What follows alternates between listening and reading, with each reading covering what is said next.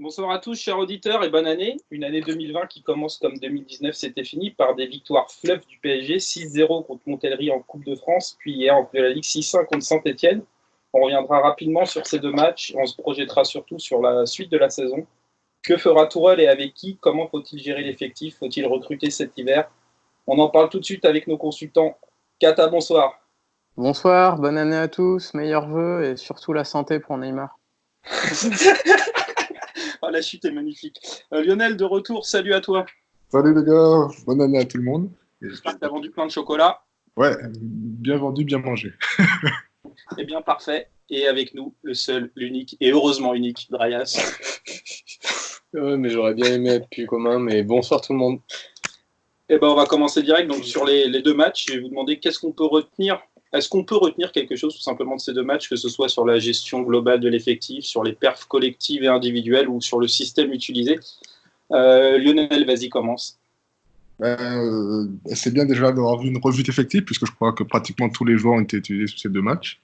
Donc c'était une bonne chose, ça a permis à tout le monde de se remettre en jambes, de voir Aouchiche et Kouassi, qu'on va sûrement peut-être pas réussir à garder, mais c'était une bonne chose. Et puis deux matchs avec 6 buts, où l'équipe a continué à attaquer jusqu'au bout. Donc c'était, voilà, je pense qu'il y a quand même des choses à retenir intéressantes. Après, ça reste des matchs où il n'y a pas des adversaires du niveau du Paris Saint-Germain, donc je pense qu'on ne peut pas non plus analyser beaucoup plus de choses dans ce genre de match. Très bien, Kata. Je pense que tu as tout dit. C'est, à la fois, ça a permis d'en tirer les enseignements sur le système qu'on a utilisé, au moins pour la double confrontation contre Dortmund, donc qui est le 4-4-2, et ça a aussi permis de faire une revue d'effectifs assez large et voir que tous les joueurs aptes, en tout cas, étaient prêts et pouvaient apporter une option tactique. Et ça, c'est super intéressant, je trouve.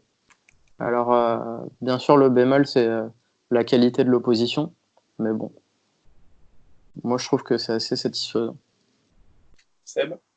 Là, pour moi, il y a peut-être un enseignement, mais ça demande confirmation avec les deux matchs à venir. Est-ce que le 4-3-3 est définitivement abandonné? On a terminé l'année sur un 4-4-2, on reprend sur un 4-4-2. Comme l'a dit Kata, il y a eu beaucoup de changements, mais le système, lui, n'a pas changé. On a remis des joueurs qui ne jouaient que en 4-3-3, en 4-4-2. Je pense notamment à Gay.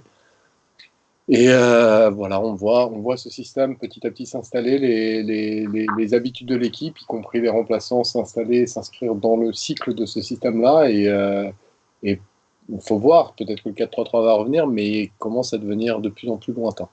Un petit mot sur toi, Aouchiche, peut-être? Aouchiche, oui. Alors, Aouchiche n'était pas forcément de bonne disposition. Il n'était pas aligné parce que si, j'ai revu une partie du match en question justement pour revoir Aouchiche. Il n'était pas forcément aligné là où il est fort. Il était trop excentré sur une aile. Aouchiche, c'est clairement un joueur d'axe. Mais on a vu si ce joueur peut être post-formé en tant que milieu, ça fera un milieu qui frappe et qui frappe beaucoup. Et qui a une vraie intelligence dans la frappe. Et il a une vraie intelligence dans le jeu. Il était pas forcément à son avantage étant positionné sur l'aile, mais ça a fait plaisir de le voir, même si, mais ça c'est un vieux débat, j'aimerais que les jeunes soient utilisés un petit peu différemment plutôt que de les bombarder dans un effectif où il n'y a pas forcément les équilibres. J'aimerais plutôt les voir dans un premier temps 5 minutes en fin de match. C'est pas forcément le choix que fait Thomas Tuchel, mais voilà. On va parler un peu des individualités. Rico qui enchaîne deux matchs. Est-ce que vous êtes pour lever l'option d'achat? Seb, vas-y. Moi, si on arrive à se débarrasser d'Aerola, ce qui n'est pas gagné, parce que Aerola, qui a d'abord flambé, a profité d'énormes bourdes de Courtois pour ponctuellement s'installer au Real Madrid, a vite fait reperdu sa place. 90 plus 45 minutes. Faut appeler les choses par leur nom. Et donc Areola risque fort de revenir et il lui reste encore, je ne sais plus quelle est sa situation. Voilà, je ne sais pas quelle est sa situation contractuelle, mais en gros, ça ne va pas être si facile que ça de. Sur le papier, si on peut virer Areola, en plus Rico a envie de rester. Rico est prêt à assumer un statut numéro 2 tout en ayant envie de se battre pour monter. On a avec Navas un très très bon titulaire et je trouve qu'avec Rico, on a une très très bonne doublure. Donc si ça pouvait rester en l'état, je signerais, mais le retour d'Aerola risque de faire capoter cela. Kata, Lionel, Benamavi. Oui. ouais. Enfin, oui, en fait, sur son niveau, il y a rien à dire et sur son état d'esprit aussi. Mais après, il y a juste d'un point de vue stratégique par rapport aux listes pour la Ligue des Champions, le fait qu'il soit ni français ni formé en France, ça pose problème en fait. Et on aurait envie de prendre un gardien un peu d'appoint, peut-être qu'il serait un peu moins bon que Rico, mais qui serait français ou formé en France pour aller renforcer d'autres postes pour une liste de Ligue des Champions. Je pense que c'est en fait c'est le seul frein en fait et son prix aussi. Je pense que peut-être c'est un peu cher par rapport à un deuxième gardien, 10 millions d'euros pour lever l'option. 8, je crois. Si on arrive- 8 si on Ouais. arrive à c'est la 8. vente d'Areola à 15 millions en Angleterre, par exemple, ça pourrait Je faire crois que c'est 8. C'est pas si énorme l'option d'achat pour le coup. Ouais. Après, voilà, il y a cette histoire de liste de Ligue des Champions qui pose un peu problème. Lionel, toi, t'étais déjà convaincu par Rico avant qu'il arrive? Oui, c'est un gardien qui avait impressionné la saison qui avait éliminé Manchester United. Après, je n'avais pas trop suivi sa saison à Fulham, mais visiblement, ça ne s'est pas très bien passé. Après, je pense que ce n'est pas forcément un problème, l'histoire de Ligue des Champions. Quand on voit, par exemple, le Barça qui a Ter Stegen et Neto comme gardien, ou le Real, bon, qui a Areola maintenant, mais qui avait quand même Courtois, Navas, ou la plupart des équipes qui ont quand même des joueurs, enfin, deux gardiens capables, en tout cas, de maintenir un niveau correct. Je pense que c'est important de ne pas lésigner sur le choix du deuxième gardien, et visiblement, on en a un qui est fiable, donc je serais pour son maintien dans l'effectif. Très bien, on va parler. Vas-y. Je ne sais pas si Kata voulait réagir, mais je trouve que le point qu'a amené Kata, auquel je n'avais pas pensé, qui est très réel, c'est tu ne peux pas comparer tout à fait, notamment avec le Barça, qui a énormément de joueurs dans le jeu, qui viennent de la Masia, qui a une vraie culture d'intégration des joueurs dans le... Oui, mais ne serait-ce que sur le banc. Il y en a beaucoup sur le banc. Le Real Madrid, je peux moins en parler, je connais un peu moins, mais le truc, c'est que ce qu'on constate à Paris, c'est qu'on a accumulé énormément de stars devant qui sont très inamovibles. Au milieu, on a une relève qui n'arrive pas à venir des jeunes. En centrale, on peut faire l'analogie avec l'attaque, et à l'arrivée, peut-être qu'effectivement, le gardien, ça permettrait d'avoir au moins un, parce qu'il va falloir en trouver 4 de plus. Je crois que c'est 5 qu'il faut avoir dans les élections champions. Et dans notre effectif, c'est pas si simple. Et du coup, moi, j'avais pas du tout pensé à cet argument, mais je pense que c'est quand même un vrai argument. On peut pas forcément comparer avec le Barça, notamment. On peut pas du tout comparer. Ça n'a rien à voir, je trouve. Alors, juste pour répondre, il faut 4 joueurs formés en France pour avoir un effectif de 21 joueurs en Ligue des Champions, et 8 joueurs formés en France, donc 4 formés au club pour pouvoir aligner 25. Il me semble, alors Marquinhos est arrivé à 18 ans chez nous, donc il fait partie des joueurs qui sont considérés comme formés au club entre 18 et 21 ans. Et après, au niveau des joueurs formés en France, aujourd'hui on a Mbappé, on a Abdou Diallo, on a Idrissa Gueye. Au club même. Ouais. Quoi? Ouais, non, je disais Kimpembe en club et en France. Kimpembe, tout ça. Donc, et puis on n'a pas un effectif de 26-27 joueurs. Paris n'a jamais, enfin, depuis que le Qatar est arrivé, on n'a jamais eu un effectif supérieur à 22-23 joueurs. Donc, c'est pas réellement un problème aujourd'hui au Paris Saint-Germain, à partir du moment où on conserve toujours un effectif qui est toujours inférieur à 21 joueurs. Donc, à partir du moment où on a les 4 Français, on est plus ou moins assez tranquille. Enfin, les 4 joueurs formés en France, en tout cas. Ok. On va parler maintenant de 2 joueurs qui étaient de retour de blessure. On a eu Kehrer qui a enchaîné les 2 matchs et on a eu le retour d'Idrissa Gueye. Qu'est-ce que vous avez pensé de leur performance, Kata? Kehrer sur les 2 matchs, moi je l'ai trouvé des fois, enfin globalement bon pour une reprise, des fois un peu inquiétant, mais je l'ai trouvé pas si mal. Il rassure un peu sur le duel aérien. Mais sinon, ouais, c'est vrai qu'en défense centrale, je l'ai trouvé plus rassurant que d'habitude. Et malgré des petites erreurs, mais ouais, moi j'en tirerais quand même du positif pour une reprise. Parce que c'est vrai que toute la première partie de saison, il a presque pas joué, quoi. Il a joué qu'au début, les 2 premiers matchs. Puis... Ouais. Donc moi je trouve que c'est encourageant et c'est une solution en plus. Après, moi je le vois plus se fixer en arrière droit que plutôt en défense centrale. On va peut-être tout à l'heure. Et sur Gueye? Gay, bah, sur le match d'hier, je l'ai trouvé. C'était quand? C'était hier? Oui, c'était Ouais, hier. c'était- Oui, sur... oui, sur le match d'hier, bah, on sent que parfois il a un peu de mal physiquement, mais il y a des prémices de ce qu'il faisait avant avec gratter des ballons hauts. Et ça, je trouve que on sent qu'il est un peu sur la pente ascendante. Parce que ça, enfin, là, les dernières semaines avant la trêve, on voyait qu'il était vraiment dans le dur. Et là, il retrouve un peu du mordant. Et moi, je trouve que c'est assez encourageant. Ok, Lionel, tu partages le même avis sur les deux joueurs? Oui, je trouve que Kerrer a des qualités. Enfin, intrinsèquement, c'est un joueur qui a pas mal de choses qui peuvent faire de lui un très bon joueur. Après, on va dire, c'est un diamant brut entre guillemets. C'est-à-dire que c'est un joueur qu'il faut vraiment travailler, travailler. Ouais, enfin, n'exagérons rien. Non, mais c'est un joueur qui est physiquement, enfin, il est dur sur l'homme, il est assez rapide, il a les deux pieds, il est pas trop mal, enfin, techniquement, c'est pas dégueulasse. Je trouve que c'est un joueur quand on prend toutes ses qualités comme ça, de manière individuelle, je trouve que c'est un joueur qui a de quoi être un très bon défenseur.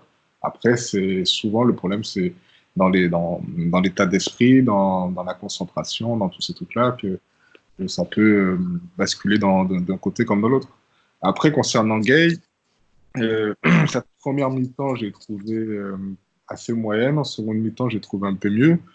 C'est un joueur, on connaît ses qualités. C'est un joueur qui a besoin d'être physiquement à 100%.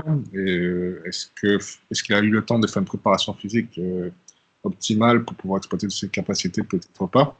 Mais il arrive à monter en puissance. Je pense que c'est un joueur qui va apporter beaucoup au Paris Saint-Germain sur la deuxième partie de saison en fonction des besoins et typologie de match, tout simplement.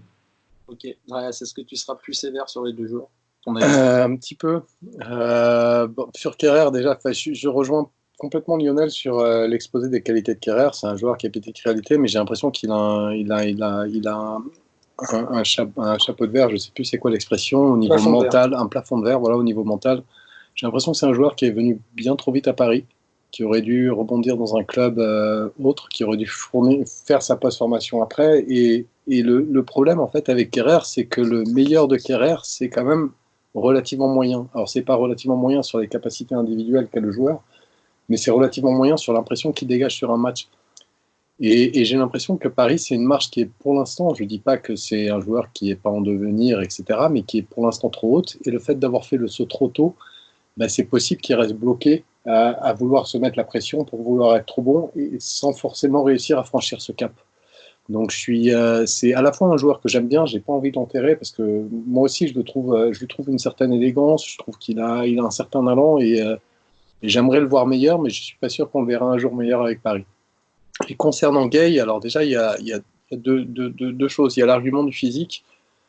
C'est un argument qu'on a beaucoup entendu au retour de blessure de Gay, mais Gay avait joué, je ne sais pas, 4-5 matchs, et au bout du quatrième, cinquième match, on entendait encore 8 matchs, mais au bout du quatrième, cinquième match, on entendait encore Gay, oui, c'est le physique, il revient de blessure, etc., etc., etc.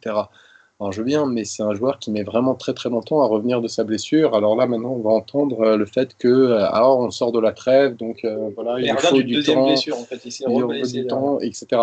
Je trouve que c'est un argument qu'on utilise trop concernant ce joueur. Moi, ce que je constate, c'est que c'est un joueur que j'ai apprécié à ses débuts. J'ai apprécié pour une chose, c'est sa capacité à jouer simple, c'est-à-dire à recevoir la balle et à la redistribuer très vite. C'est tout simple, hein, sur le match d'hier où soi-disant il est un petit peu mieux, il me fait une bonne passe dans la première mi-temps et en deuxième mi-temps il doit en faire deux. Le reste du temps il se retrouve à garder la balle pendant 110 ans avant finalement de trouver qu'une seule solution qui est une passe latérale à ses 3 mètres. Moi ça m'agace quand Marco Verratti garde la balle pendant 110 ans, mais quand Marco Verratti garde la balle pendant 110 ans il trouve une solution derrière. Le gars qui garde la balle pendant 110 ans, bah derrière il trouve pas de solution. Donc pour moi ça c'est pas possible et c'est rédhibitoire quoi. C'est vraiment, enfin, pour moi, hier, c'était Gay prenait la place d'un joueur de foot sur le terrain. C'est un joueur qui a ralenti le jeu. C'est là où, au début, j'avais aimé parce qu'il avait cette capacité, en étant au milieu, à systématiquement accélérer le jeu quand il avait la balle. Ben, hier, il l'a juste pas du tout fait. Et si on peut parler de sa prestation défensive, alors c'est vrai qu'il a réussi quelques duels, et notamment quelques duels en montant. Mais Gay, c'est un joueur qui est bien plus fait pour jouer C'est le constat des matchs, indépendamment de l'argument du physique, parce que je trouve que l'argument du physique, il commence à être surfait. C'est un joueur qui est fait pour une équipe qui n'a pas tant que ça le ballon. Et quand l'équipe a le ballon, bah, on le voit un peu traîner sur le terrain sans vraiment savoir où se positionner, sans vraiment savoir ce que faire. Même défensivement, il est très souvent en retard. Il se retrouve beaucoup à courir après le fait. Et moi, hier, je ne comprends pas tous les retours positifs qu'il a eu parce que j'ai trouvé son match. Dans les médias plus que dans les. J'ai trouvé son match vraiment, vraiment mauvais, vraiment agaçant. C'est-à-dire, avec le ballon, il a été parfaitement inutile, sauf pour 2 passes. Mais être capable de faire 2 passes quand tu touches 60 ballons, c'est très, très peu. Et défensivement, je l'ai trouvé, ouais, il a fait 2 récupérations en avançant. Et sinon, il était quasiment à chaque fois en retard, pas forcément bien placé. C'est un joueur que j'ai aimé dans ses premiers matchs, mais j'ai envie qu'il se ressaisisse et très très vite. Et je ne pense pas que ce soit. Alors là, il y a le jugement sur le joueur, sa forme actuelle, mais je ne pense pas que ce soit un joueur qui soit fait pour jouer dans le 4-2, dans le 4-4-2 qu'on met en place. À partir du moment où on joue ce 4-4-2 avec la possession, parce que c'est un joueur qui est très très vite perdu dès que l'équipe a la balle, très vite il devient parfaitement inutile en fait. Très bien. Andreas, vu que tu es au bord du suicide, je vais te lancer sur la relation Neymar, Icardi, Mbappé pour que tu retrouves un peu de joie de vivre. La relation, c'est surtout la relation qu'il y a à mettre en avant, c'est la relation entre Mbappé et Icardi, parce que les deux commencent à afficher un nombre de passes entre les deux et de buts. Faudrait sortir ça au niveau des stats. Regardez, je les ai. Mbappé a fait 8 passes décisives pour Icardi, donc à peu près sur la moitié des buts d'Icardi. Et Icardi, c'est 2 passes D, c'est pour Mbappé. Voilà, et il y en a beaucoup. En gros, c'est 2 joueurs qui se trouvent quasiment les yeux fermés. Neymar était un peu en mode Pastore hier dans la dimension diesel.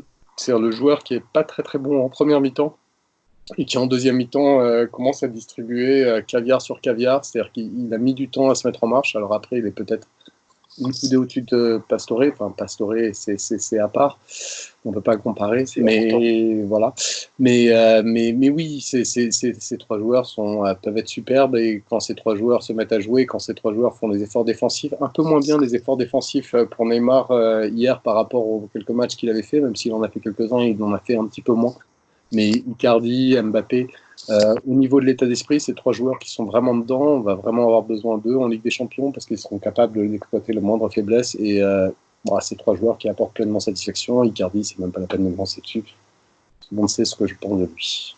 Icardi, c'est simple. Hier, dans la surface, 5 ballons touchés, 3 buts, une passe décisive et son raté à 10 cm du poteau. Ça aurait pu se transformer en quadruplé, une passe décisive. Oui, et puis qu'on arrête d'enfermer Icardi dans le rôle d'un buteur parce qu'hier encore, il fait 3 déviations qui sont superbes. Il y a sa passe pour Mbappé qui est extraordinaire, mais il y a aussi 2 déviations qu'il fait dans le match. C'est un joueur qui touche peu de ballons, mais qui a toujours le souci d'être létal dans tous les ballons qu'il touche, que ce soit pour tirer ou que ce soit pour faire une passe, et il est redoutable. Je pense que Lionel sera d'accord, il l'a nommé le chirurgien hier. Je voudrais quand même revenir un peu sur Gay. Ouais. Non, mais l'argument physique, je pense que le problème de l'argument physique, c'est pas uniquement par rapport à sa blessure. C'est un joueur qui juste après la CAN, a repris en Ligue 1 sans préparation physique. Et c'est un joueur, c'est sa capacité première, c'est sa première capacité, c'est la capacité à reproduire des efforts ou quoi que ce soit. Et c'est un joueur, et c'est comme beaucoup de joueurs, s'il n'est pas capable si physiquement il n'est pas à 100%, un joueur qui ne va pas t'apporter ce qu'il est capable de faire. Donc, c'est difficile de le juger quand on voit l'enchaînement qu'il a pu faire entre championnat, CAN et tout de suite après la Ligue 1, en changeant de club ou quoi que ce soit. Donc, je trouve que c'est un peu dur en disant que l'argument physique n'est pas forcément à prendre en compte. Après, pour revenir à Icardi, Mbappé, Neymar, oui, je pense que c'est un trio qui marche très bien, qui a envie de jouer ensemble. Et c'est un peu, moi, c'est ce qui différencie le trio avec Cavani. On sent que les 3 prennent un véritable plaisir à jouer ensemble, et ça, c'est vraiment super. Kata. Moi, je retiendrais. C'est vrai qu'on peut parler de trio, mais moi, je retiendrais surtout le duo Mbappé-Icardi, parce que depuis qu'ils sont alignés ensemble, on voit que les deux Enfin, en fait, ça profite aux deux joueurs, en fait. Mbappé, ça lui profite parce que il a un point de référence. Alors, je dirais pas de fixation parce que, enfin, c'est vrai que Icardi est capable de faire ça, mais c'est pas la facette qu'on a envie de mettre en avant. Mais c'est qu'il a un point de référence, il peut tourner un peu autour et surtout sur son côté gauche, avoir un lien technique avec Neymar. Et à la fois, on a quand même de la présence dans la surface avec Icardi. Et Icardi, du coup, lui, il bénéficie de ça parce qu'il a les défenseurs ont un autre attaquant à surveiller qui est Mbappé dans la profondeur. Donc, du coup, les deux se complètent assez bien. Et ça fait un peu penser à l'association avec Falcao. Là, quand Mbappé était utilisé à sa meilleure position. Alors, forcément, les deux qui en souffrent un peu, c'est Neymar et Di Maria, qui doivent compenser sur les côtés, mais pour le moment, tout se passe bien. À voir contre des oppositions plus fortes, mais pour le moment, l'équipe accepte ce challenge à la fois défensif et aussi en termes de prise de responsabilité pour faire le jeu pour Neymar et Di Maria. Donc, pour le moment, on retient que du bon. Ouais, si tu voulais réagir. Je voulais poser une question à Lionel. Est-ce que pour toi, Gay va être utile dans les phases de possession? Comme j'ai toujours dit, c'est pas sa qualité première, donc c'est sûr que c'est pas. Et après, je te laisse répondre. Quand tu vises une possession par match, alors en tout cas, c'est ce qu'on fait en Ligue 1, et peut-être qu'en Ligue des Champions, il faudrait mettre le bémol de la Ligue des Champions là-dessus, mais quand tu vises une possession par match qui dépasse les 55, voire les 60%, est-ce qu'un Gay, du coup, devient utile si c'est pas sa qualité première? Non, mais de toute façon, quand on avait fait le débat avec Basto dès le départ, moi j'avais dit que l'objectif c'était pas forcément la Ligue 1. Il y a pas mal de mecs là, on t'entend Faut pas. que tu fasses gaffe avec ton micro, je pense que tu le touches, mais on t'entend pas par moment. Non, du tout, je ne sais pas, mais. Donc je disais que pour moi, enfin, je pars du principe que c'est les matchs les plus importants, c'est avec des champions. En Ligue des Champions, on a rarement 60-70% de possession de balle.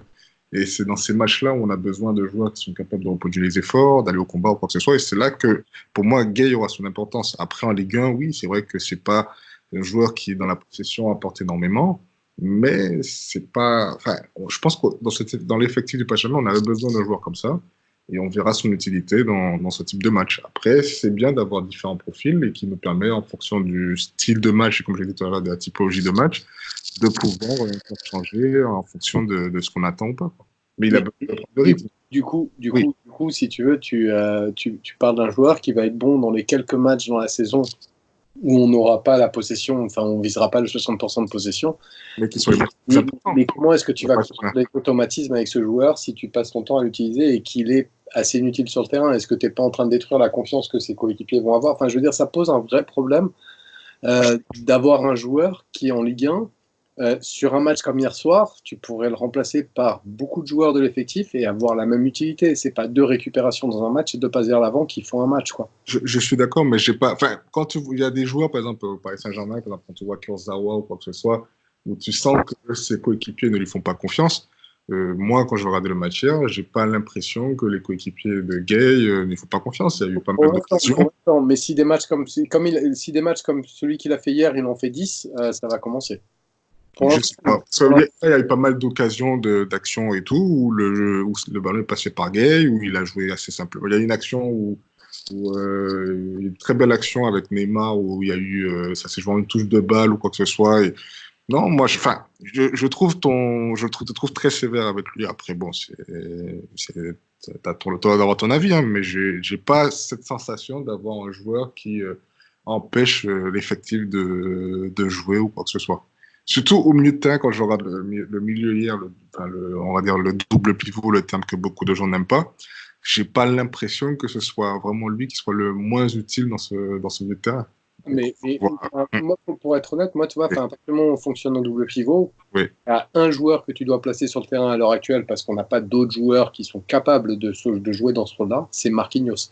Et ça pose un problème de se dire que à partir du moment où on joue en 4-4-2 et qu'on va jouer avec deux milieux et qu'on a un effectif pléthorique, etc., et que le mec qui est nécessaire, parce que tu vois, enfin, aujourd'hui, on est dans une position où avec les matchs qui précèdent l'hiver, on peut se demander, ah, ben Paredes, peut-être, ah oui, Paredes peut peut-être remplacer Verratti. Mais par contre, il y a un joueur dont tu as besoin. Pour moi, c'est Marquinhos, parce que la paire Marco-Gay, alors toi tu mets la faute sur Marco, moi je la mets sur Gay, après on peut débattre, pendant 110 ans, je finis juste, parce que on peut en débattre pendant 110 ans, mais la paire Marco-Gay ensemble, c'est en termes de densité, il y a un moment où quand même Saint-Etienne commence à s'amuser, il ne faut pas l'oublier, de la 10e à la 30e, il y a Paris qui a tendance à lâcher les matchs après le premier but, mais il commence à vraiment trop rentrer. Et on a les deux milieux qui sont incapables d'offrir une densité physique qui est capable de contrer les attaques stéphanoises. Et on parle de l'équipe B de Saint-Etienne. Donc il y a un vrai problème avec ce duo au milieu. Toi, tu mets plus la faute sur Marco, moi je la mets plus sur Gay, peu importe. Mais à l'arrivée, le mec dont on a besoin, c'est Marquis. Et on n'a pas de solution de remplacement. On en reparlera tout à l'heure. Garde tes réponses, Lionel. Ok. Une question, un petit mot sur Bernat qui semble complètement dans le dur, peut-être. Quelqu'un veut réagir? Ouais, il faut qu'il apprenne à centrer, là. C'est vrai qu'il fait que centrer à ras de terre en retrait. Ou à contrôler. Hein. C'est vrai qu'hier, Il était... hier, je crois. Ouais, il était frustrant hier, mais disponible, mais frustrant, quoi. C'est son 2-3 mois. C'est son 2-3 mois et de pire en pire. Hier, c'est son pire match. Hier, c'est son pire match, je crois. Mais après, il fait pas un match dégueulasse parce qu'il est disponible, il est là, mais c'est juste... Genre, t'as envie de dire, mais genre, c'est quand que tu vas faire un centre correct, quoi. Mais hier, Kata, hier, ça passe beaucoup sur son aile défensivement et offensivement, il rate tout ce qu'il entreprend. Il est très disponible, mais il rate absolument tout. Contrôle raté, passe centre qui n'arrive pas, tir pas cadré. Il a juste rien réussi et défensivement, il offrait très peu de garanties hier. Et ce que disait Oli Francis au dernier podcast, c'est que la relation qu'il y avait Bernat Neymar Verratti, c'est vrai qu'on voit de moins en moins aussi. Bernat Neymar hier, elle s'est vue quand même. Ouais, sur la fin de match. Il y a eu des petites séquences de 1-2. Oui, sur la fin. Non, il y a des trucs, il y a des relations, il y a machin, mais c'est juste que dans le dernier geste, il a manqué de précision, quoi. Ouais. Bah, on verra ce qu'il advient de Bernat. C'est vrai qu'il n'a pas beaucoup de concurrence en même temps. Question, donc on a une évolution très claire du 4-3 au 4-4-2. Tourelle maintenant assis sur le 4-4-2. Est-ce que pour vous, on est arrivé à ce système grâce à un vrai coup de Tourelle ou bien un concours de circonstances? Kata, vas-y. Alors, il faut que j'essaye de me souvenir. Blessure. Ouais. Je me souviens pas quand on est arrivé à ce... on est arrivé à ce 4-4-2 là quand déjà tout le monde était disponible, quoi. Parce qu'avant c'était pas possible. Non. On avait toujours un blessé, donc un des marqueurs, enfin une des causes fortes, c'est que quand tout le monde a été disponible, on a le problème s'est posé. Ouais, oui et non, parce qu'on passe en 4-4-2 quand Gay et Rara sont absents au milieu, donc. On passe en 4-4-2. En fait, on passe en 4-4-2 parce qu'on n'a pas le choix. Et ça se passe bien. Et du coup, Tourelle... Enfin non, d'ailleurs, c'est 2 matchs de suite où on n'a pas le choix. Les deux matchs se passent très bien, alors que les quelques matchs qu'on avait avant, qui étaient en 4-3-3, se passaient mal. Là où aussi, on avait des blessés. On essayait à tout prix de jouer en 4-3-3, alors que ça paraissait tiré par les cheveux de jouer en 4-3-3, et ça ne marchait pas du tout. Et depuis ces 2 matchs-là, Tourelle, il a juste pu... Alors, je me souviens, même avant le premier match, Tourelle était en mode alléluia, j'ai trouvé le milieu absolu en Europe. D'ailleurs, il a redit qu'au début, il croyait pas 4-4-2. Marco Gay. Et il était genre alléluia, j'ai vu la lumière, machin bidule chouette, etc. Et depuis ces 2 matchs-là, il est juste plus jamais revenu au 4-3-3. Et tu pouvais t'attendre, notamment contre Saint-Etienne, à retrouver le 4-3-3, parce que là, il avait tout l'effectif. Enfin, non, au niveau de centraux, il y avait des problèmes. Tu étais obligé de mettre Marquis en centrale. Mais oui, il y avait Herrera aussi, donc non, il ne pouvait pas vraiment, en fait. Mais en soi, tu pouvais l'attendre hier contre Saint-Etienne, mais il ne l'a pas fait contre Saint-Etienne. Mais ouais, encore une fois, il y avait des problèmes, notamment chez les centraux, qui disait que Marquis ne pouvait pas être libéré pour le milieu. Oui, il y a 3 centraux absents, la Diallo, à voir quand les centraux vont revenir, qu'est-ce qu'il va faire, et c'est là où on pourra se fixer. Mais le 4-4-2 s'est installé parce que Tourelle n'avait pas le choix. Non, maintenant que ça me revient un peu, en fait, ce qui s'est passé, c'est que donc il y a eu le match contre le Real, on a vu le 4-4-2, il l'a tenté comme un coup de poker. Après, effectivement, il y a ce que dit Draya, c'est-à-dire qu'il y a eu des blessés et qu'il a été obligé de mettre le double pivot Paredes-Kouassi. Exact. Et après, il a vu que ça marchait bien et il s'est dit, bah, en fait, dans ce double pivot, j'ai l'équivalent de Verratti de l'année dernière, qui est Paredes, que je peux associer soit avec un Gay, soit avec un Kouassi, soit avec un Herrera pour mes joueurs de banc. Ouais, ou surtout Marquinhos. Hein. Je pense que Marquinhos, c'est le premier choix. Ça reste le premier choix pour Tourelle, Marquinhos à ce poste-là. Pour moi, l'association Marquinhos et Paredes, elle n'est pas trop naturelle parce que pour moi, c'est deux joueurs qui jouent en 6 et j'ai l'impression qu'ils préfèrent associer un joueur à Paredes qui va plus vers l'avant, qui va plus vers le pressing, ce que fait pas Paredes. Mais après, si tu te prives de Marquinhos, le truc c'est que tu vois par exemple quand tu prends le milieu d'hier, tu as un vrai problème de densité au milieu, tu as un vrai problème de capacité à contenir les assauts qui viennent dans l'axe quoi. C'est Saint-Etienne passait beaucoup trop facilement. Tu mets une équipe beaucoup plus forte, c'est la résina et c'est la catastrophe. Après ça, Gay, en théorie, il est capable de le faire parce que c'est ce qu'il faisait quand il était à Everton. Ça, ce rôle-là. Après, ce qu'a pu faire Kouassi ces derniers matchs en se projetant haut. C'est vrai qu'il le faisait à Everton, mais il l'a pas montré hier. Non, je parle pas de se projeter. Je parle plutôt de couvrir les espaces quand il défend vers notre but. Comme il dit moi. C'est par rapport à ce que disait Drayas plutôt. Et en fait, Gay, il est capable de faire ça. Alors, il est aussi capable de faire le pressing et aller gratter des ballons. C'est pour ça que l'association avec Paredes, qui a beaucoup moins de mobilité, elle est intéressante. Après, le seul défaut de Gay dans le double pivot, c'est qu'il n'a pas cet aspect athlétique de taille qui peut rassurer qu'a par exemple un Kouassi ou un Marquinhos. Mais au-delà de rassurer, quand il fait un match comme celui d'hier, et on est obligé de le prendre en compte, vous-même, vous étiez en train de dire que le match d'hier, c'était en gros, vous le présentiez comme le match du retour de forme. C'est-à-dire que tout à coup, il y avait du mieux après une période dure, et il y a du mieux. Et ben, sur un match comme hier, c'était un milieu de terrain qui prenait l'eau de toutes parts. Mais vraiment. Et face à qui? Face à une équipe de Saint-Etienne, certes entraînée par Claude Puel, mais qui est l'équipe B de Saint-Etienne, avec 3 jeunes qui sont alignés sur la feuille d'équipe. Alors, je ne les ai pas comptés. Mais il y en a un qui fait son premier match pro, notamment. Mais voilà. Et ça pénétrait dans l'axe. Heureusement qu'on a les 4 qui font les Harlem Globetrotters. Mais au milieu, c'était pas bon. C'était juste pas bon, les deux ensemble. Lionel, toi, ton avis sur ce 4-4-2, maintenant, tu penses qu'il va être installé, tu aimerais revoir le 4-3-3, qu'est-ce que tu en penses? Déjà, je pense que, comme il s'appelle, Tuchel a toujours eu envie de mettre les 4 attaquants. Depuis l'année dernière, il a toujours essayé de jouer avec 4 attaquants.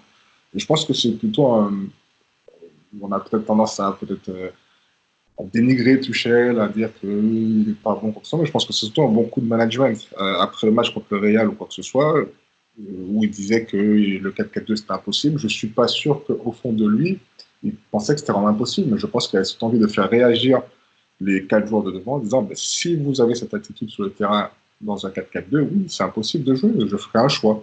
Et après, on peut constater que les matchs qui ont suivi, il a fait sortir Mbappé, Neymar en cours de match, il avait mis Di Maria aussi sur le banc. Donc je pense qu'on peut quand même, alors quand il fait des nouvelles choses, le dire, mais je pense qu'il a surtout réussi un coup de management et surtout ça a peut-être été bien aidé parce qu'il a un directeur sportif au-dessus de lui qui appuie dans le même sens, puisqu'il avait convoqué Neymar et Mbappé pour leur parler après, quand ils étaient sortis du terrain, en boudant ou quoi que ce soit, pour leur demander qu'il n'était pas question qu'ils agissent comme ça. Donc je pense que c'est certes, quand on a un effectif comme ça, on est obligé d'assumer un peu ce déséquilibre, mais je pense que c'est aussi un bon coup de management du binôme Tuchel-Leonardo d'avoir pu remettre, en tout cas demander aux 4 devant de faire les efforts s'ils veulent être alignés ensemble, sinon il faudra choisir parmi 3 sur les 4. C'est tout. Et l'interview de Meunier qui est intéressante par rapport à ce que tu dis. Il dit que la différence, en fait, que l'année dernière, que les choses peuvent assez bien dans le groupe, etc., mais que la différence cette année, c'est le management et le fait que le management soit présent. Et il parle de Léo et des assistants de Léo. Alors, je me souviens plus des noms. Un responsable, Castelletti, ouais, voilà. Et en gros, il parle d'une vraie présence et que ces gens-là respirent l'expérience par rapport aux grandes échéances et que c'est ça la vraie différence par rapport à la saison passée. Et ça va dans le sens de ce que dit Lionel. Et peut-être que oui, c'est vrai que moi, je vois Tourelle enfin, Silver est à moitié vide, je saute de joie par rapport à Tourelle, quoi. Mais peut-être que tu as raison, peut-être que c'était pour piquer les mecs et pour les reconcentrer. Et à l'arrivée, ça a peut-être marché. Mais il y a encore des problèmes au milieu. Hein. Moi, sur la question. Vas-y, Lionel, vas-y. Non, ça, je suis d'accord avec toi, il y a pas au milieu, mais on va y aller dessus tout à l'heure quand on va parler du binôme. Mais quand on prend tous les milieux de terrain, alors je n'ai pas trop vu, enfin, j'ai pas vu jouer Paris-Bell dans le passé, mais il y en a un où on sait que quand le rythme augmente et qu'il s'agit de faire beaucoup d'efforts physiquement, c'est compliqué pour lui, c'est Verratti. Donc, dans un double pivot, je reste sceptique de duo avec Verratti dedans. On va en reparler tout à l'heure. Moi, à mon avis sur la question, c'est vrai que j'avais des doutes, j'avais peur qu'il revienne au 4-3-3 très rapidement, Tourelle, une fois Herrera de retour. Et c'est vrai que même en Coupe de France, par exemple, on a vu Aouchiche mis côté gauche et Draxler en pointe, alors qu'il aurait pu mettre Aouchiche milieu dans un 4-3-3. Oui. Il aurait pu être Draxler et gauche. J'aurais préféré. Et là, il est resté dans ce 4-4-2. Mais par contre, j'ai l'impression que c'est une espèce de pragmatisme qui peut vite tomber dans un espèce de conservatisme à la Deschamps. Deschamps, souvent, on rigole en disant qu'il trouve son équipe type pendant les compétitions parce qu'il y a des suspendus, des blessés, puis d'un coup, il trouve « Ah, ça marche !»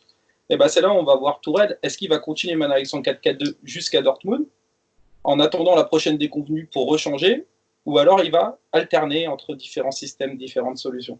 Parce que voilà, là, il peut peut-être vite tomber. Ah, ça marche, ça a marché, je ne m'y attendais pas. Avec les circonstances ont fait que ça marche, maintenant je continue là-dessus. C'est pour ça que moi j'aimerais bien voir d'ici Dortmund revenir le 4-3-3 de temps en temps. Ce qu'a dit Lionel est possible. Peut-être que la déclaration qui nous a fait hurler, le Alléluia, j'ai trouvé mon milieu, c'était fait pour piquer les mecs et que c'est possible. Mais il ne faudrait pas s'enfermer maintenant seulement dans le 4-4-2, alors qu'on est enfermé seulement dans le 4-3-3. C'est quoi le 4-3-3? Ça offre aucune garantie. Ouais, après il manquerait plus qu'il revienne au 4-3 que contre Dortmund. Sans l'avoir travaillé avant, tu vois. On verra. Du coup, on se dirige vers un 11 en 4-4-2 où il y a peu d'inconnus. Il y a peut-être deux inconnus. Ça va être Gay ou Kimpembe, si Marquis recule en défense, ou Kehrer au meunier. Vous pensez que Tourelle fera quoi et quel est, votre choix? Drayas, vas-y. Moi, au milieu, Marquis all the way, c'est un sentinelle. C'est le mec qui est capable d'apporter le surnombre derrière quand il y a besoin d'apporter le surnombre derrière quand tu dois reculer. Et je sors Gay direct. Je suis pas d'accord. Lionel, clairement. Moi aussi, j'ai des problèmes avec Marco. J'ai des problèmes avec Marco Verratti, mais je pense que moi, j'ai le sentiment, et d'une manière générale, il m'apporte quand même beaucoup plus de satisfaction quand il joue dans un milieu à 2 que quand il joue dans un milieu à 3. Il me pose beaucoup moins de problèmes. Quand il joue dans un milieu à 3, il est censé être le 8 et c'est un 8 qui est aussi bas que le 6 la majorité du temps. Quand il joue dans un milieu à 2, il est aussi bas que le 6 la majorité du temps et ça me va très bien. Et j'ai très peu de problèmes avec lui. Tu t'as invoqué l'argument physique. Il y a bien un joueur qui est combattant. Alors des fois, il a du mal à partir de la 60e minute, mais il y a bien un joueur qui est très combattant pendant les matchs de Ligue des Champions, qui lâche rien, qui va jusqu'à baisser les pantalons des adversaires. Hein, c'est Marco Verratti, quoi. Il y en a qu'un seul comme ça, mais en gros, il lâche rien, etc. C'est vrai que des fois, il baisse à la 60e minute. Il faut bien digérer quelques cigarettes qu'on prend. Il a souvent cette petite crampe à la 60e. Voilà. Mais je suis pas pas d'accord. Et pour moi, en fait, quand on joue à 2, le joueur qui va apporter l'argument physique nécessaire, et c'est pas juste une illusion d'optique, la taille, c'est Marquinhos, Marquinhos, c'est une armoire à glace, c'est quelqu'un qui en impose au milieu. Pour moi, il est juste nécessaire. On n'a pas, peut-être qu'Emre Can qui a un physique aussi, qui est capable, voilà, mais peut-être que si un joueur comme ça, on pourrait se poser la question différemment. Mais quand tu joues à 2, en fait, le mec nécessaire, c'est Marquinhos. Et si tu es obligé de le passer en centrale, je pense que tu es dans la merde. Parce que je vois pas une association au milieu qui serait capable d'être rassurante et capable de contenir des assauts qui viennent de l'axe. Le problème à Paris, c'est qu'on a déjà des ailes qui sont extrêmement friables, donc on est extrêmement friable sur les ailes. Si en plus de ça, tu es friable dans l'axe, c'est open bar. Dès qu'il y a une adversité un petit peu solide, on parle de Dortmund qui est capable de faire circuler le ballon très vite.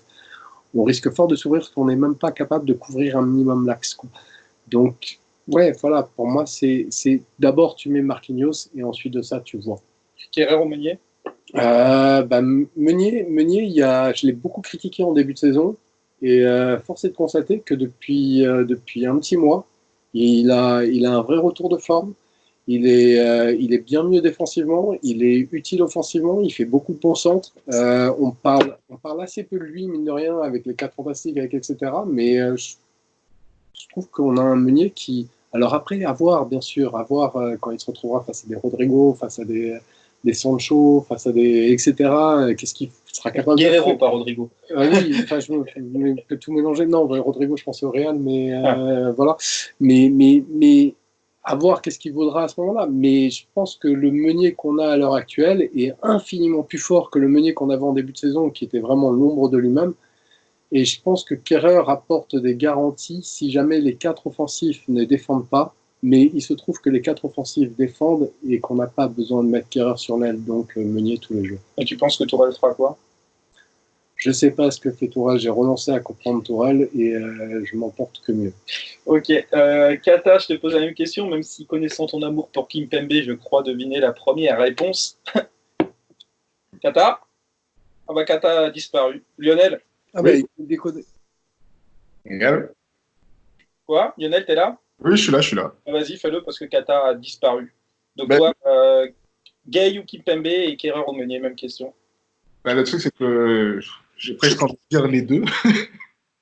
Et en fait, le truc, c'est que je rejoins un peu, comment il s'appelle, Draya sur le fait de mettre Marquinhos sur le terrain. C'est juste que j'ai vraiment du mal. C'est un joueur que j'aime beaucoup en plus, un Verratti. Mais dans ce milieu à deux, je trouve que c'est l'utiliser un peu à contre-emploi quand on voit les joueurs offensifs devant qui sont avant tout leur qualité première, c'est avant tout attaquer. Et je pense qu'on a besoin d'un joueur qui est capable de jouer des fois en une touche, deux touches de balle. Et j'ai envie de voir un milieu de terrain Paredes Marquinhos euh, pour déjà cette densité physique et cette capacité à jouer beaucoup plus rapidement qu'un Verratti, par exemple. Et, euh, et à mon avis, je pense que le milieu de terrain Marquinhos Verratti, ce ne serait pas. Ça pourrait être quelque chose de très intéressant. J'aurais aimé voir dans un gros match. Après, en défense centrale, Kimpembe, bon, c'est un joueur que je trouve pas très fiable. Et le problème, c'est qu'on n'a pas. Enfin, Diallo, même si je trouve qu'il a des qualités, n'a pas non plus rassuré. Donc, bon, je le mettrais parce qu'on mettrait Marquinhos au milieu de terrain, mais ce ne serait pas en même temps tout à fait serein, en tout cas. Et Kerrer ou Meunier, du coup? Ben, le truc, c'est que dans le 4-4-2 qui ressemble, je suis d'accord avec toi, plutôt un 4-2-2, je pense que c'est important d'avoir des latéraux qui jouent très très haut. Donc, dans ce cas-là, tu es obligé de mettre Meunier, qui est beaucoup plus à l'aise offensivement qu'un Kerrer. C'est vrai qu'au début, tu étais dans un 4-4-2 plus à plat avec Diallo Kerrer, mais maintenant que c'est un 4-2-2-2, des latéraux qu'animent, quoi. Kata, tu es là ou pas? Kata nous entend pas. Kata nous entend. Kata, je pense qu'on l'entend pas. Et Kata raccroche et rappelle. Ouais, mais ça va niquer tout le truc. Non, ça va pas. Non, voilà, il part et il va revenir. Ok. Moi, juste. Oui, je pense que dans le 4-2-2, ça permet à Neymar et Di Maria d'être un peu plus proche des deux attaquants. Et c'est Bernat d'un côté et Meunier qui doivent assurer qui contrôle les ailes, en fait. Donc, et ça, tu peux pas le faire avec un Diallo ou un Kerrer sur les côtés. Donc, dans ce cas-là, oui, pour l'animation offensive, on est obligé de jouer comme ça. Ouais. Moi, j'ai l'impression quand même que Tourelle semble vouloir revenir à son match référence contre Liverpool. J'ai l'impression qu'il va mettre son Marquinhos Verratti et Kerrer à paire droit pour retrouver cette espèce d'animation qu'on avait vue contre Liverpool. On verra bien ce qu'il fait contre Dortmund. Je crois qu'on a perdu définitivement Kata, nous entend pas, donc on va continuer sans lui pour le moment. Puis si jamais il revient, il reviendra. Je vais vous poser une autre question. Donc, au-delà du 11 souhaité, est-ce que vous avez l'impression qu'on trouve un groupe de 17-18 joueurs fiables avec de la rotation qui est là, Lionel? Oui, on a un effectif qui est bien plus complet. Déjà offensivement, quand on voit qu'on a sur le banc des joueurs comme Cavani, Draxler, Sarabia. Sarabia et Cavani sont quand même des joueurs fiables. Draxler, on attend qu'il puisse être un peu plus performant, mais oui, on a un effectif qui est beaucoup plus complet et qui permet d'avoir une meilleure rotation. Donc, ça peut nous permettre d'arriver à Dortmund en peut-être minimisant le temps de jeu de tous nos joueurs et en conservant un rythme et des résultats compétents. Donc, oui, je pense qu'on a un effectif qui est beaucoup plus équilibré, on a beaucoup plus de joueurs et je pense que ça, c'est une bonne chose. Et je, Allô. oui, Ah, yo, on a retrouvé Kata. Excuse-moi, Lionel. oui.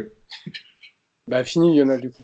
Non, non, non, voilà, c'est à peu près tout ça. Mais je pense, oui, je trouve qu'on a un effectif qui est meilleur en qualité, meilleur en quantité, donc ça peut nous permettre de voir venir les choses. Donc, Kata, t'es là?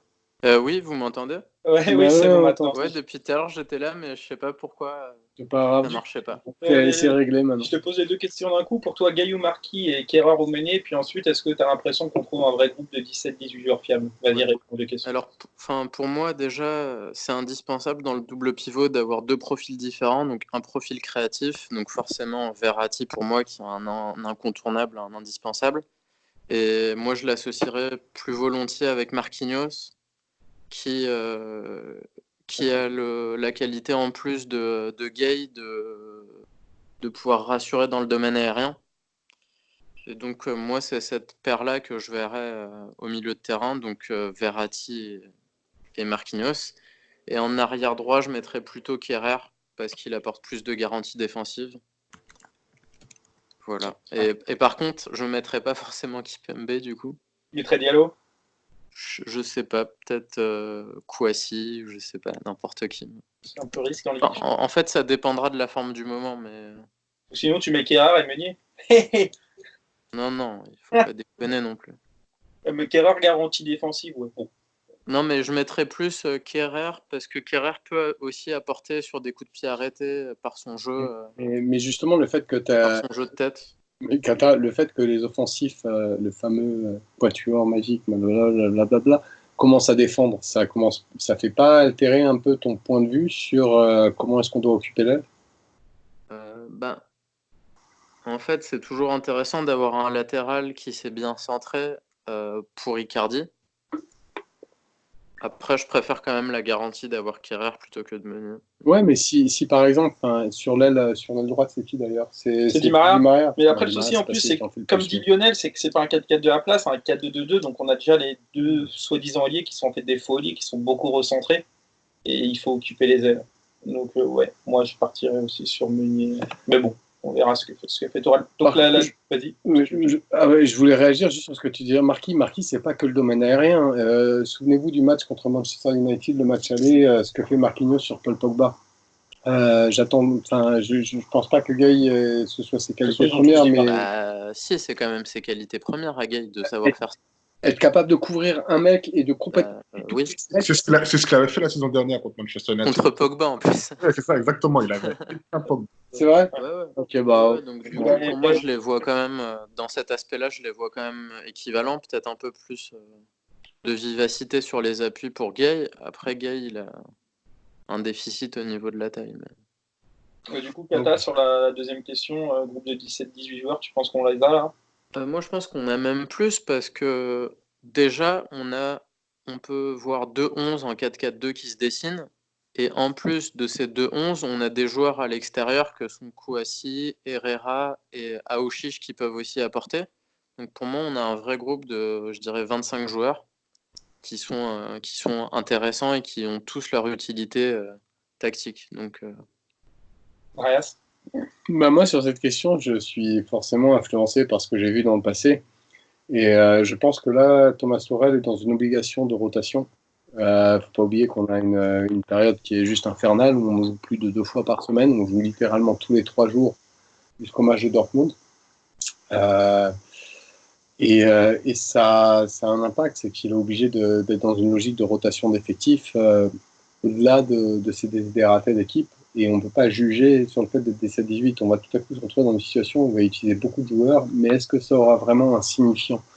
Moi, ce que je sais, c'est que Thomas Tuchel, par le passé, notamment en octobre, il avait une situation où il avait installé Sarabia dans la rotation parce qu'il n'avait pas le choix. Il avait installé plusieurs joueurs dans la rotation et on s'est dit « Ah, c'est formidable, on se retrouve avec une équipe de 13-14 joueurs. » Et ben non, raté. Parce que 3 journées après, cette idée avait été complètement révolue. On était avec une équipe de 11 joueurs, point barre. Donc aujourd'hui, pour moi, se poser la question de 17 joueurs alors qu'il n'a jamais montré qu'il est capable de jouer avec 13 joueurs, j'ai énormément de doutes. Après, quand Sarabia commence à beaucoup marquer quand il joue, Draxler fait des bons matchs quand il joue, donc les joueurs sont toujours là quand ils ont leur chance. Et peut-être qu'avec chaque 3 jours, ouais, on va avoir mais une rotation est-ce que il y a Thomas, Paredes aussi qui a pu enchaîner les matchs. Thomas Tuchel va le prendre en compte ça, on va quand le il voir aura très le vite, choix? chaque 3 jours. Ben non, justement, on va pas le voir en ce moment parce que là, il est dans une obligation de faire tourner de facto, ne serait-ce que pour protéger les joueurs. Donc c'est précisément maintenant qu'on va pas le voir. Mais au-delà de la gestion on le verra, Tourelle, on le verra en mars-avril. Si en mars-avril, tu te retrouves avec le même 11 que au début, mais au-delà de la gestion de Tourelle, c'est-à-dire est-ce qu'il est capable de changer de 11 pour des matchs, on voit que les remplaçants que sont les Draxler, les Diallo, les Sarabia font leur match quand ils jouent. Que les joueurs apportent satisfaction, ça, j'ai aucun problème sur le truc. Je parle juste de Thomas Tuchel qui, pour moi, m'a donné l'impression d'être un coach qui aimait avoir son 11 et qui aimait ne pas le changer.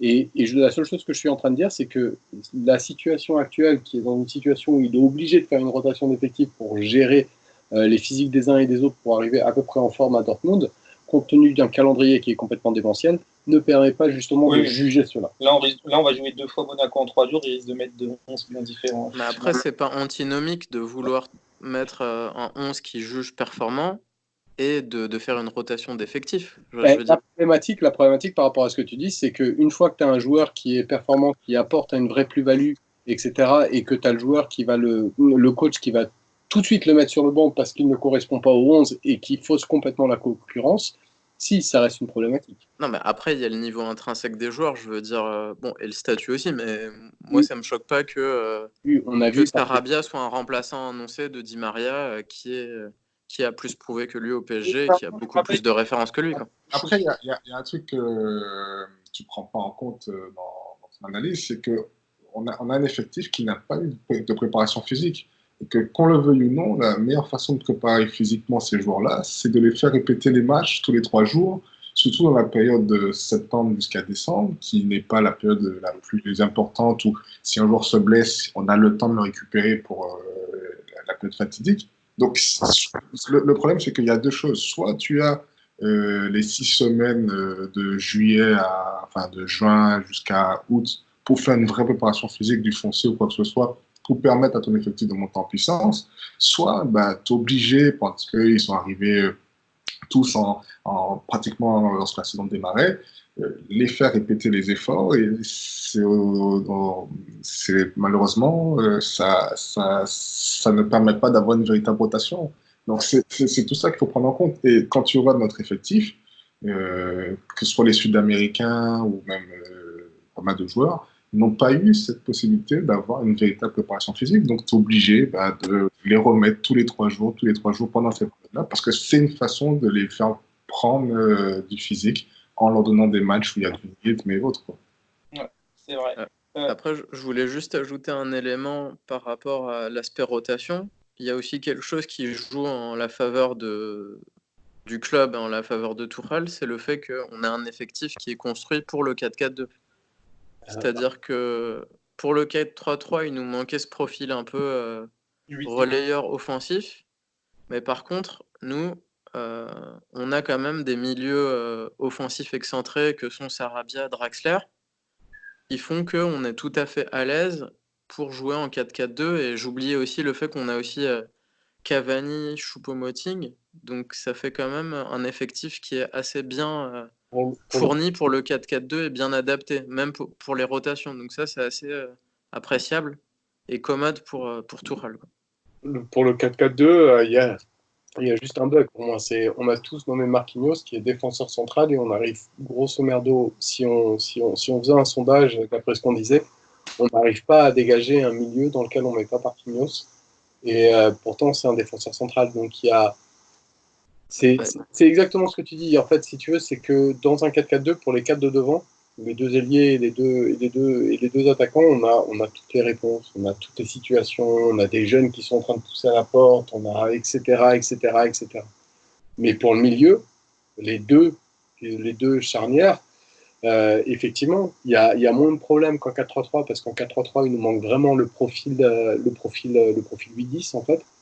On l'a pas. On avait un Draxler, mais il n'était pas satisfaisant dans ce rôle-là et on n'avait pas titulaire en puissance. Mais dans le 4-4-2, on a une réponse qui reste une réponse bâtarde.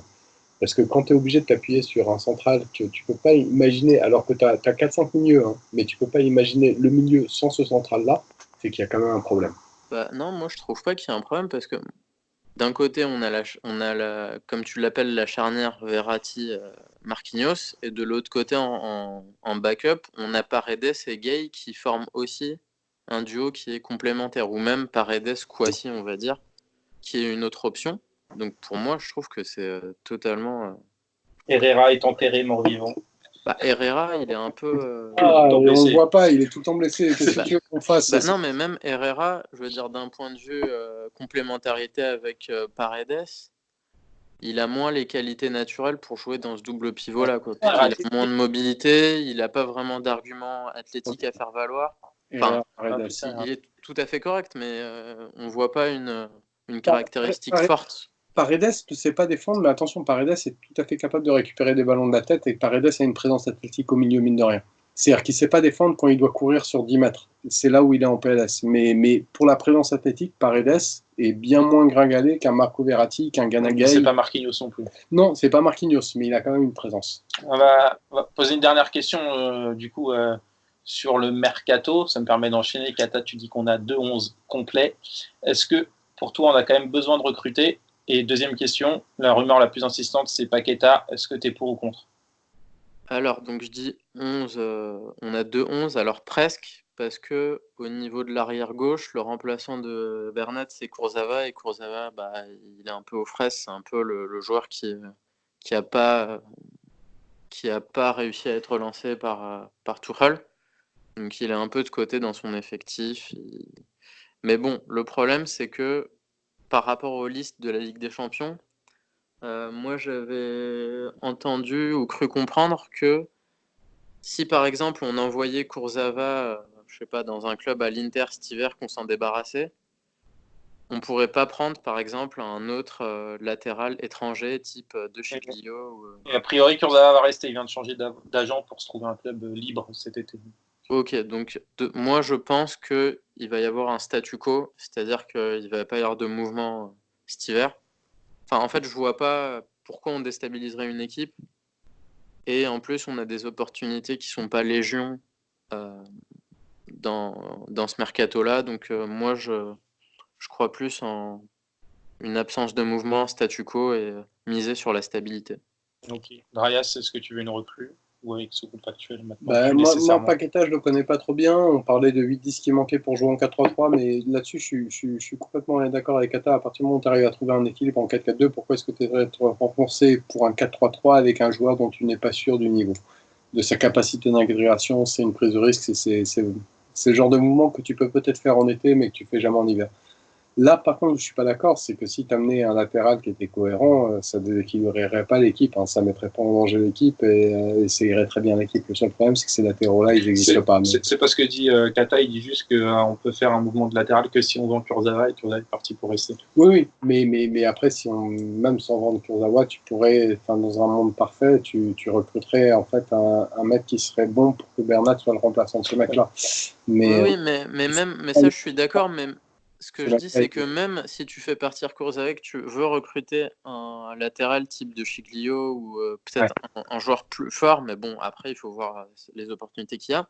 Je crois que j'ai cru comprendre qu'on devait enlever un nom d'un étranger sur la liste. Donc, typiquement, on devrait enlever Choupo-Moting, par exemple. Bon, ce qui serait non plus très gênant. Ça serait pas gênant, mais après, c'est quand même un joueur qui t'apporte une certaine option en plus, quoi, dans un 4-4-2. Ouais, j'ai l'impression que même dans un 4-4-2, il préférait Draxler en faux neuf, le père Tourelle. Ouais, mais du coup, ça te l'enlèverait vraiment, genre, s'il y a une épidémie de blessures ou en attaque, ouais. Donc voilà, c'est un peu... Je préférerais Aouchiche, moi. Aouchiche, mais Aouchiche, je sais pas s'il est dans la liste ou pas. Aouchiche est dans la liste B. Ok. Il est forcément dans les... parce qu'on a besoin des joueurs formés par le club, Ouais, etc. ouais, c'est dans la fameuse Dans liste la B liste, où où tu peux... La liste B, c'est les joueurs de moins 21 ans qui n'en- en fait, c'est les joueurs qui sont, entre guillemets, n'apparaissent pas dans la liste des 25 joueurs. C'est Voilà. Il y a joueurs. Koulibaly, Aouchiche, etc. Exactement. Kouassi. Ouais. Et toi, Lionel, du coup, ton avis, est-ce que tu serais pour recruter cet hiver? Ben, moi, je suis assez d'accord avec Kata. Le mercato d'hiver, c'est surtout un. Enfin, c'est pas là qu'on fait les meilleures affaires. On a pu le voir, par exemple, à Zona qui est arrivé, c'est qu'il commence à s'adapter au Paris Saint-Germain. Donc, aller recruter un joueur qu'il faut intégrer, qu'il faut rajouter dans une rotation qui est déjà pas facile à faire, c'est peut-être pas le temps pour le faire. Donc, mis à part son temps sur la perle rare, je ne vois pas l'intérêt d'aller recruter un joueur. Paqueta, c'est un joueur que j'avais vu un peu avant d'arriver au Milan AC, que je trouve qu'il a un bon potentiel, mais je pense que c'est pas. Enfin, aujourd'hui, c'est pas notre besoin premier. Je pense que le premier besoin, ce serait d'avoir un joueur qui serait capable de remplacer Marquinhos sur le terrain et de le faire reculer en défense centrale. Les latéraux aussi, quand même. Les latéraux, c'est un vrai besoin. Les latéraux, c'est un besoin dans énormément d'équipes en Europe, donc pas trouver un joueur disponible au mercato d'hiver, là, je pense que c'est un peu plus compliqué. Toi, tu aurais été pour si on avait pu faire, par exemple, un Emre Can en opportunité. C'est juste oui. Mais je pense que le souci aujourd'hui, c'est que certes, la nouvelle règle qui permet d'inscrire des joueurs qui ont déjà joué en Ligue des Champions permet d'avoir plus de choix. Mais dans un autre sens, j'imagine mal la Juventus aller renforcer concurrent direct avec des champions en lui donnant peut-être un joueur qui manque à son effectif. Donc ça complique aussi le marché parce que il est évident que la Juve, même s'ils ne comptent pas sur Emerson, ils ne vont pas le donner à un club qui est toujours en liste avec des champions et qui peut devenir un concurrent. Le patron plus de la Juve a été assez clair. A priori, Can va rester. Oui. Voilà. Après, pour les latéraux, il y a, si on veut chercher un latéral français pour remplacer Kurzawa au mercato d'été, je trouve Jérôme Roussillon, que je trouve qui est très bon et qui fait une très belle saison en Allemagne. Dessus d'ailleurs. Pas Lyon serait dessus. C'est vrai? Ouais, Lyon, ils veulent, c'est leur priorité au mercato d'hiver. Apparemment, j'ai lu ça aujourd'hui. D'accord. Oui, je trouve que ce serait un joueur intéressant et puis ça permettrait de garder un joueur français, un joueur formé au club, dans le pays. Donc, voilà. On verra ce que nous fait Léo. On va arrêter là ce podcast. On fera le prochain en analysant Monaco, puis Monaco, puisqu'on va jouer 2 fois en Ligue 1. Suite au match reporté, on va jouer 2 fois Monaco en 3 jours. Donc on analysera ces 2 matchs prochainement. Merci aux auditeurs de nous avoir écoutés. Merci à toi, Kata. Merci à vous, merci à tous. Et sans le casque, c'est mieux. En plus, ton son est mieux, n'oublie pas. Et ma voix est plus belle aussi. Ouais, largement. J'en bande presque. Lionel, merci à toi. Il ne faut pas grand-chose. Hein. Merci à vous. Bonne année à tous les auditeurs. Merci à toi, Lionel, et merci, Drayas. Merci tout le monde. Salut, à bientôt. Ciao. Au revoir.